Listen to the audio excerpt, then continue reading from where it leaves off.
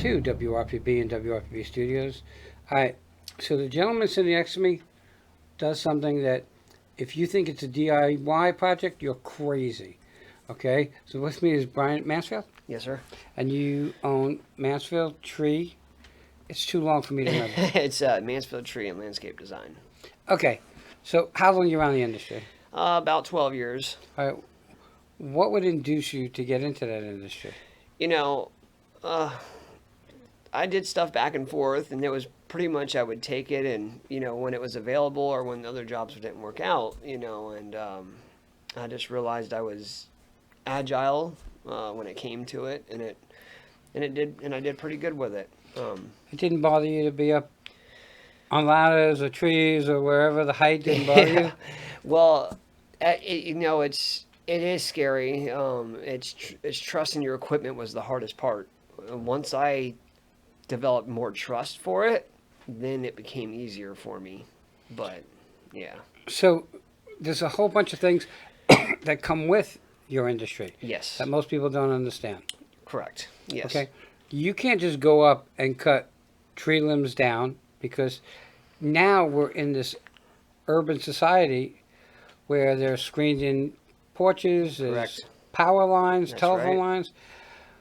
How do you stop from cutting down something and making sure it doesn't fall in a screened in unit or a power line or something? It's very tricky. And I climb. It's called CRT. So I do strictly rope.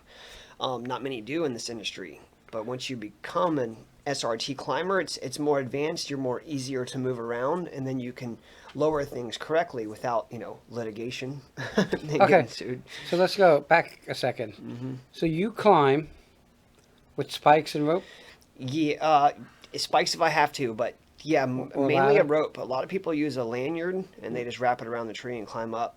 But I do a free climb. It's called SRT. Really? So yes, Okay, so it sounded dangerous before. yeah, Now it sounds more dangerous. yes, it's very dangerous. Okay, so how do you make sure that what you cut doesn't fall like straight Straight down down, and right? not?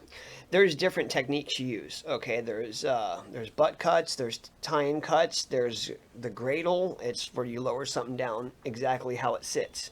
So instead of it swinging back or coming back, there's different techniques you use. There's sparring, so you use it to a different attachment and kind of levy it. Use a tag line to make sure the guys on the ground are guiding it away from the structure. You can't. So correct me if I'm wrong, but this is not something you can do on your own. You have to have You other got people. it. You got to have a guy on the ground. So is it one, two? I mean, how many people? You can at least have one guy, but you have to have one if you're doing anything that is anything that is heavy or dangerous. You got to have someone on the ground. There's certain pulleys we use to where one person can lower 5,000 pounds down. Wow. So correct me if I'm wrong here, but not every tree gets cut the same way. No, no, not at all. We just did a Norfolk, and that was 100 plus feet. So nobody would touch it. It took out power in the neighborhood for 6 hours. So I had to go up it. I had a lightning strike, and obviously it's a tallest point, so I had nowhere to tie my lifeline at. And that was a tricky one, but very dangerous, especially if there's target areas. They call it target areas, so that's electrical hazards, or someone's property, or septic tanks. Okay, and that makes sense. So, like, we live in Florida, and there's 8 million palm trees. Are they your main industry They are, in trees? yeah. So what what happened was when I started getting an education in it. Once I started to do it, I realized there's a lot of competition. All right, how am I going to stand out? Right. What do I have to do? And the only true thing was an education in it, and started going to the college, taking courses. I got my agriculture and consumer services. It's kind of a degree, so I had to go to the college to get that, and that's for handling invasives. So I'm invasive certified, which was very hard. So I can go on state parks or Huh. areas that no one can. So I know if there's an area that they can't get to, I know my service can handle it. And then I am almost a graduate for the ISA, the International Society of Arboriculture. So I take my final here in about a month. So anyways, it stands me out more so. And palms are definitely a huge asset when it comes to this, especially the diseases. I mean, we got hundreds of diseases down here. They're falsely diagnosed all the time, so it causes more business for us, and that's a thing too, is just knowing what you're looking at. And yeah, palms. So let me see if I can get this right. You get to cut on a tree that has a disease. So now is your equipment diseased? Correct. A lot of guys don't do it, but you got to carry sanitizer in your truck.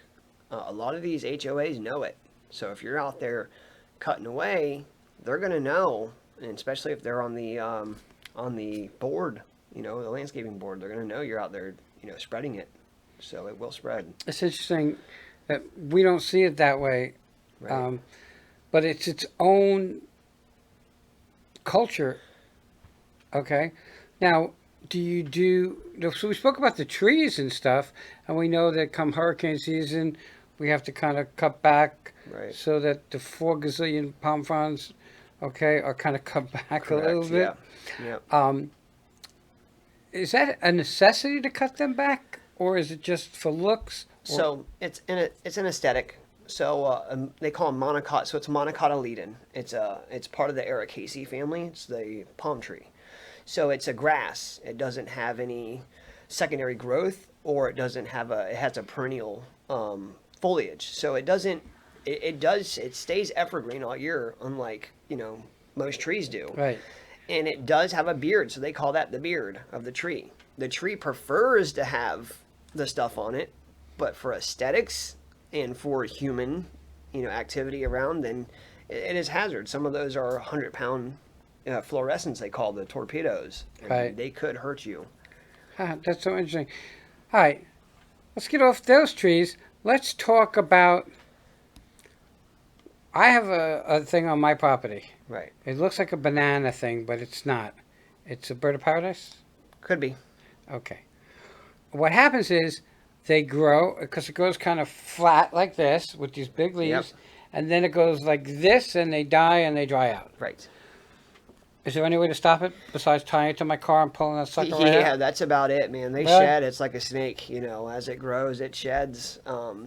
It could be a bird of paradise. It could be a traveler, but they call those that for a reason, because the traveler, it travels water to its core, so that's why it's designed that way. Pain in the butt for us, of course, but Right. Makes me that I won't take it out because it gives privacy. Correct. Because it's kind of flat. Yep. Okay, so it gives some privacy, and I like it. I think it's kind of cool. Yeah. But it's so annoying, and being my age, it's like I don't want to take care of it. Yeah. Okay, and that's why I say using a professional makes so much of a difference in what you do and what you can do and what you want to do. And I've said it before.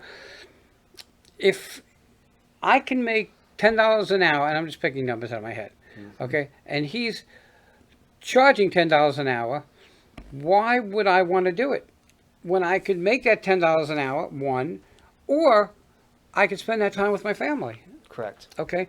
And by paying you, we stimulate the economy, okay, because you have a family to feed and you have your own things to take care of, just like we do. And I know it's not $10 an hour. Don't quote me on that $10 an hour mark, okay? Because I wouldn't cut on a step stool, okay, for $10 an hour. You're right. For $10 an hour. Right. So when you started, did you like use ladders and stuff, and then grow to doing rope? Yes. So I did ladders for a long time. There's ways to do it with a ladder. Is it preferred? It's not. In the climbing industry, they frown on you for bringing a ladder. If you're not able to tie a rope in that tree, throw it up in the air and pull yourself in that tree, they don't consider you a true climber in the industry.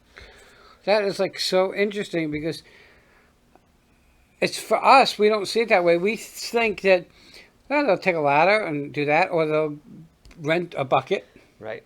okay? And how often do you rent a bucket? I do. I do occasionally. I run a bucket. If it calls for it, if there's enough hazards for me to do so. But most of the time, I mean, it's the fundamentals of climbing. If you can't, that bucket's not always going to be there, and you can't get access to all these trees. So regardless, you're going to have to call a true climber out if it's in the backyard. If is there substructures, if there's anywhere you can run over something, then you're going to have to call someone to climb eventually. You know, this there's so many things that can go wrong.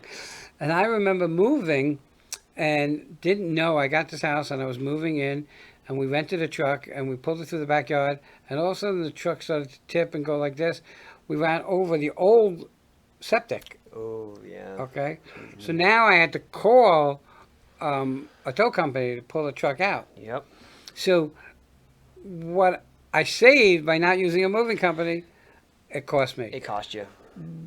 If I were to go up on a ladder and cut something down on my tree and it goes through a window or hits my car, dents my car, it just doesn't seem to pay. No. Okay? What do you see the future of your company? Well, right now, we're about to have another truck going. We had one truck in the shop, so now we're just going to delete that one, and we have another truck coming. With the education, I pursued that, and I should have put more time into the business, but now I'm back at it. Well, growing. That's an issue of a cost of doing business. Correct. Okay, so we closed basically between Christmas and New Year's because we were having some construction done here. Cost of doing business, I could have stayed open and made money. The problem that you have is today, construction people don't show up. So as you're sitting in the studio here, there's boxes over there waiting to go because the ceiling needs to be done and Right. stuff. But that's the cost of doing business to That better your business. Okay? Would those tiles change how much money we make? No. It just a cost of doing business to make our company better. Right. Okay? And that's what you do when you're in business. And I say, if you're an entrepreneur, you're a little bit crazy. Right. If you're an entrepreneur with a brick and mortar, you're even crazier. Yeah. And if you're an entrepreneur with a brick and mortar in the restaurant industry, the food industry, you're totally crazy. Yep. Now, you don't have a brick and mortar, No. but you still pay insurance. You still pay for your vehicles, which are like a brick and mortar. Yep. And where we pay FP&L, you pay Sunoco, 7-Eleven, whoever you got to Yep. buy gas from. Yeah, correct. So you're really in what I consider the brick and mortar industry. Right. Okay? Oh, you know, when something goes wrong here, I need to fix it. When something goes wrong with your vehicles, you need to fix it. One's in the shop. Yep. So I totally get it. We're getting to the top of our time. How do people find you? You have a website? Yeah, we do. We got it's called MansfieldGotTrees.com. That's our website. And then we're on social media. We're on Facebook. We're on Google. We're on YouTube. A lot of videos on YouTube. And You have a phone number? I do. Do you know it by heart? Yeah. Oh yeah. That's surprising. It's Normally I shocking. forget to ask people, and when I ask them, they forget. What's your phone number? 772-634-3439. I'm going to say it once. I've said it a million times. This will be 1,000,001 maybe. Use a professional. This is not a DIY project. If you do it yourself, you're crazy. That's my opinion. I'm going to be 67. I'm still alive because I chose not to do these crazy, dangerous things myself. Brian, thanks for coming on. Thank you so much. Everybody, check them out, and we'll be right back.